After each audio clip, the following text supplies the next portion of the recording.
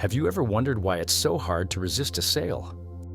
It seems like with every click on Add to Cart, something awakens inside us, a mix of excitement and relief. But what few people know is that this isn't just about habit or convenience, it's science. Online shopping giants know exactly how to manipulate our brains, turning shopping into a reward cycle that keeps us constantly wanting more. And here's the big truth. This isn't just about consumption, it's about how we're being guided by our own emotions without even realizing it. As convenience grows, credit cards swell, homes overflow with stuff, and the planet pays the price. Are we really in control? Or are we puppets in a system designed to make us buy? Today, we'll dive deep into the roots of this addiction and find out if there's a way to escape this trap without giving up pleasure. Have you ever felt stuck in this cycle? Share your experience in the comments. I'd love to hear about it. Have you noticed how shopping has become so simple it feels like magic? With just one click, that product you were longing for shows up at your door, sometimes the very same day. It's almost irresistible to browse these platforms, offering everything from fresh groceries to the latest gadgets. Convenience is the star of the show, but it's also what hooks us. After all, who doesn't love skipping lines in crowded parking lots, swapping it all for comfort on the couch? The secret to online shopping's success lies in catering to instant desires. Remember that time you couldn't resist a last-minute sale? That kind of stimulus fuels the digital shopping machine. It's like having a 24-hour marketplace in your pocket, ready to satisfy any whim. But be cautious. Often we buy things we didn't truly need, purely on impulse. Another game changer is personalization. You know when you search for something, and suddenly an ad pops up offering a deal on that exact item? It's no coincidence. Online stores have become experts at knowing you, almost like a close friend who understands your tastes. This creates a sense of exclusivity that, let's be honest, is pretty seductive. After all, who can resist a special offer made just for you? But it's not all sunshine and rainbows. Have you thought about the financial impact of this ease? Because it's so simple, we often spend more than we realize. Buying that second pair of sneakers just because it was a good deal might seem harmless, but at the end of the month, the bill tells a different story. A practical tip?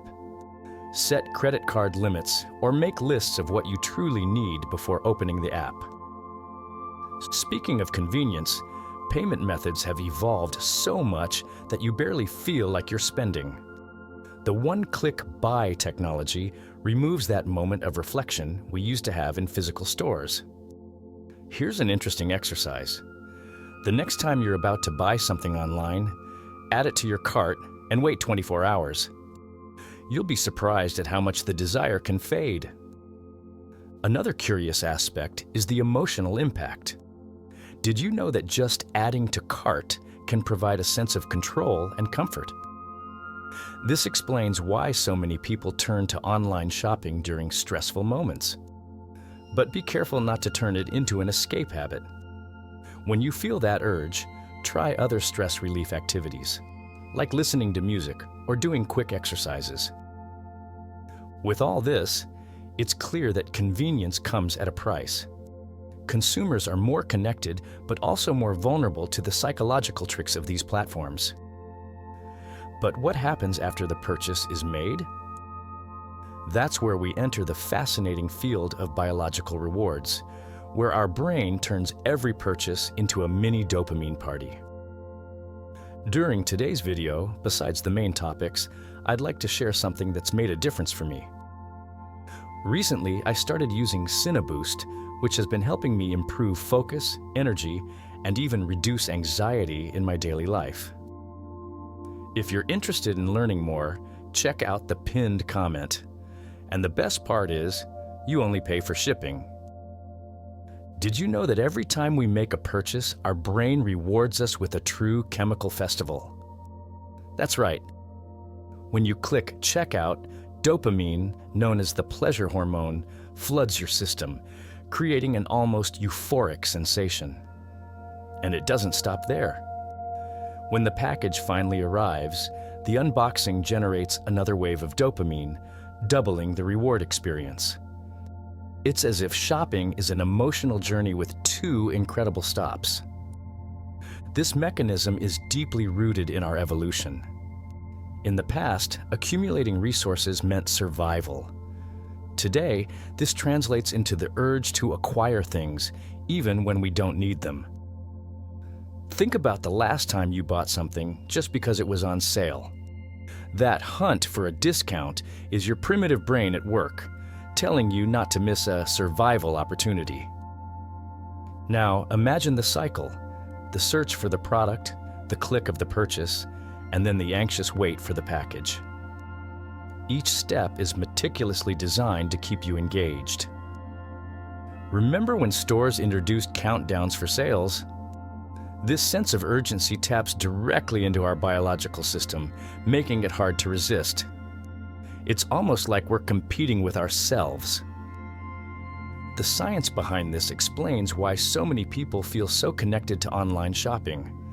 It's not just about the product itself, but about the sensation it brings. That's why waiting for the package can be as satisfying as opening it. How about transforming this emotion into something more lasting? Instead of spending impulsively, consider investing in experiences like courses or travel. They also release dopamine but have a deeper impact.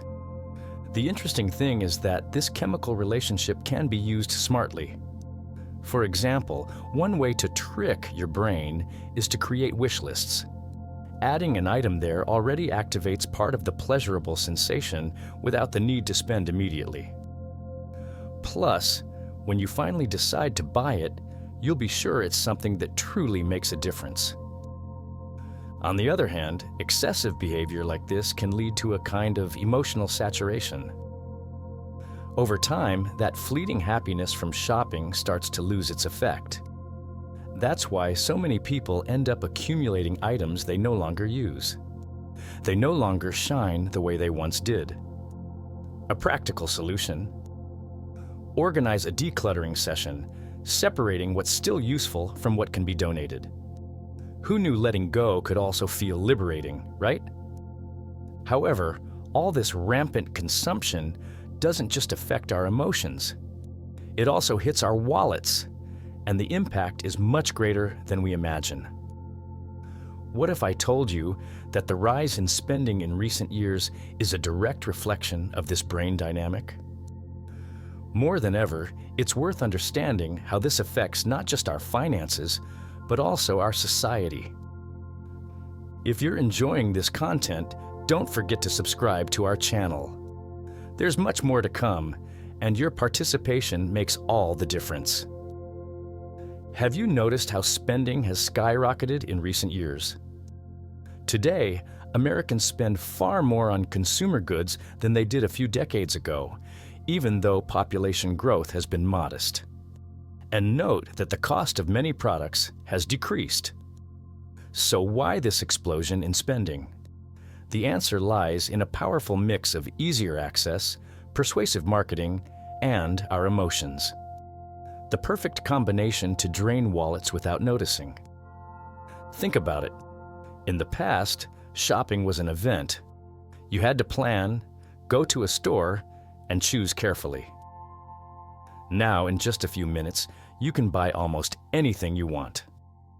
This unprecedented access has transformed consumption from an occasional activity into an everyday habit. Whereas before we shopped out of necessity, today we shop out of desire. And this creates a cascading effect on our wallets and the industries that cater to these wants. But this increase in spending also reveals something curious. We're replacing experiences with things. Studies show that people invest less in memorable moments, like trips or social gatherings, and more in physical items. Of course, there's nothing wrong with buying something you like, But are we neglecting what truly brings us happiness? A practical example.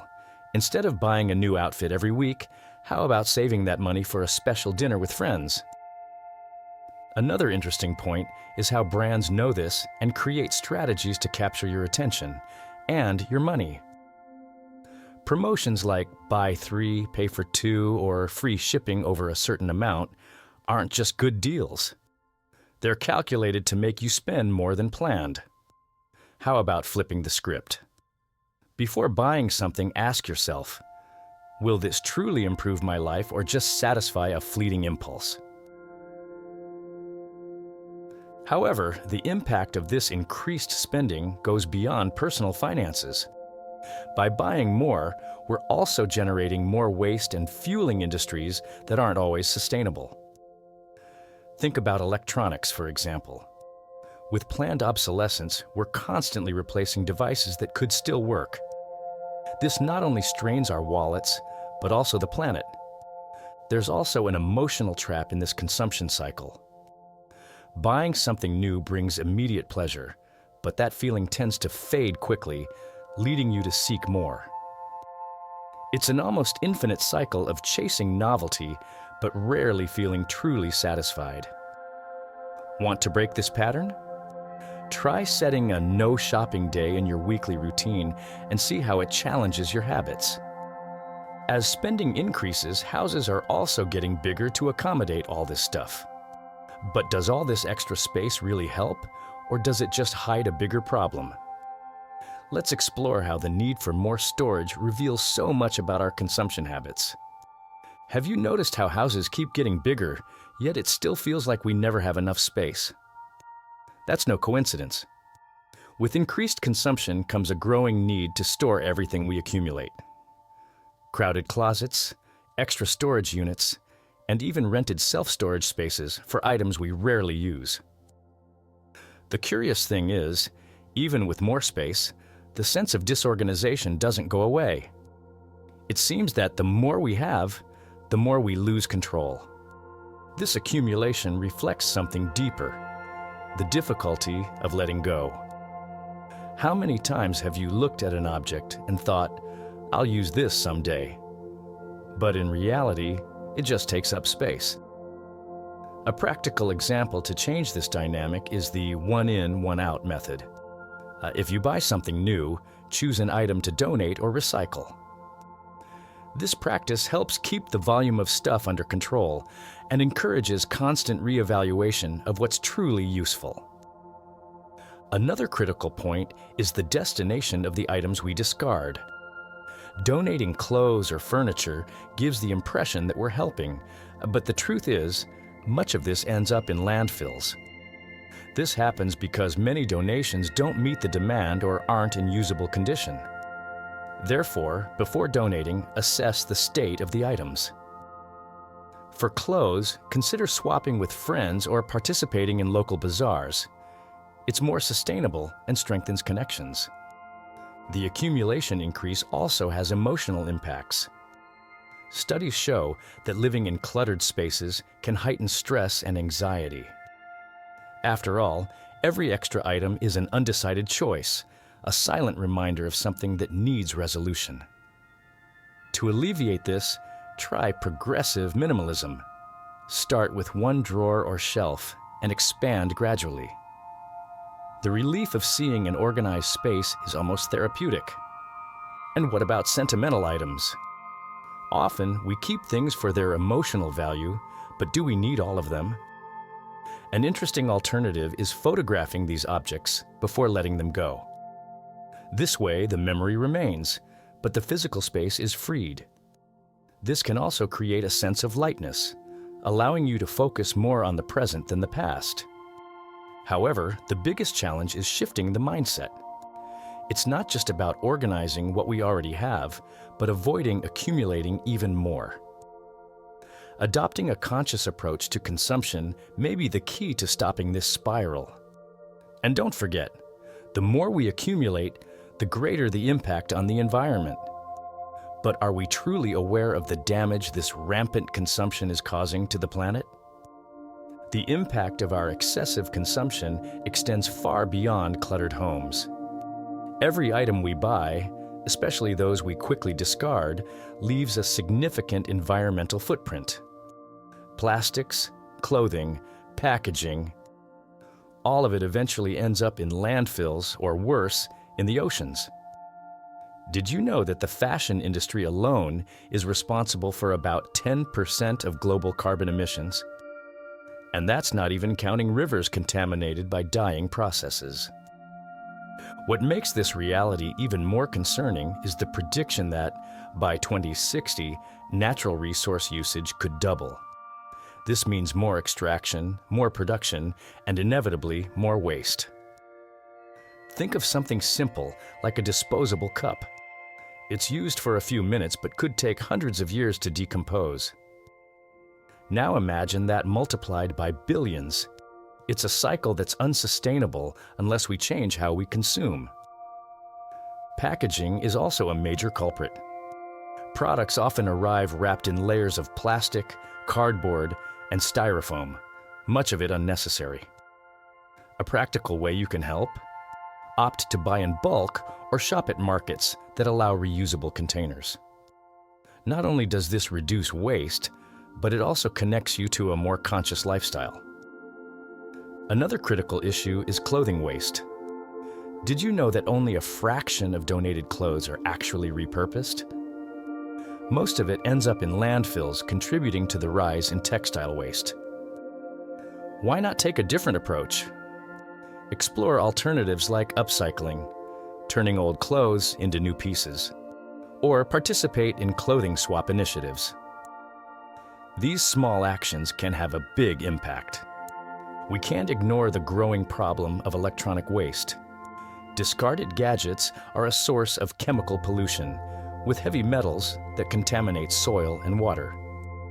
Before upgrading to the latest device, ask yourself, does your current one still meet your needs? If not, consider donating or selling it so someone else can give it a second life.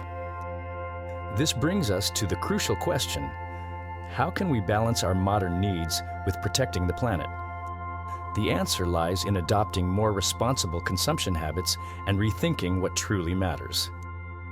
Small changes like reducing disposable plastic use or prioritizing sustainably sourced products can have a big impact in the long run. But what if there were a way to turn this mindset into a sustainable yet functional lifestyle?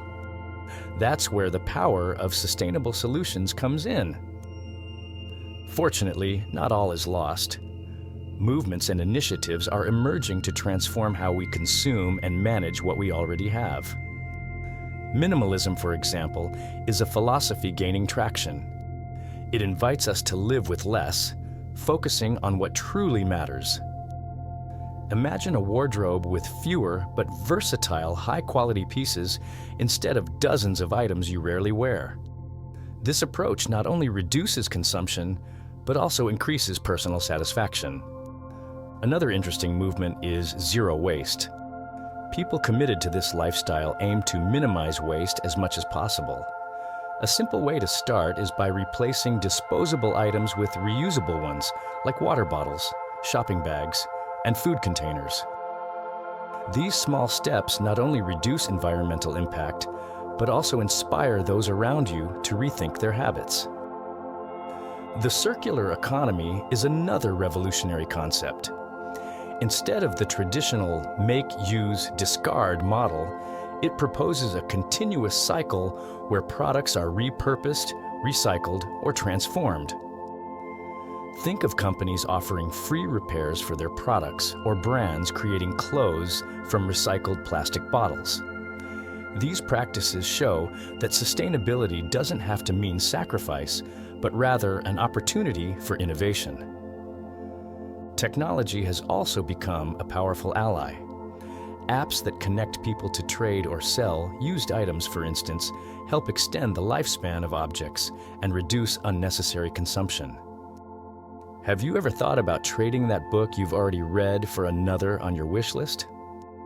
Platforms like these make conscious consumption more accessible and even fun.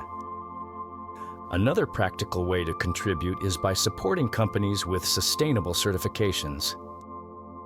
Look for labels like Fair Trade, which ensure products are made ethically and responsibly. Buying locally also makes a significant difference, reducing the carbon footprint of transportation and strengthening your community's economy. It's a win on multiple fronts.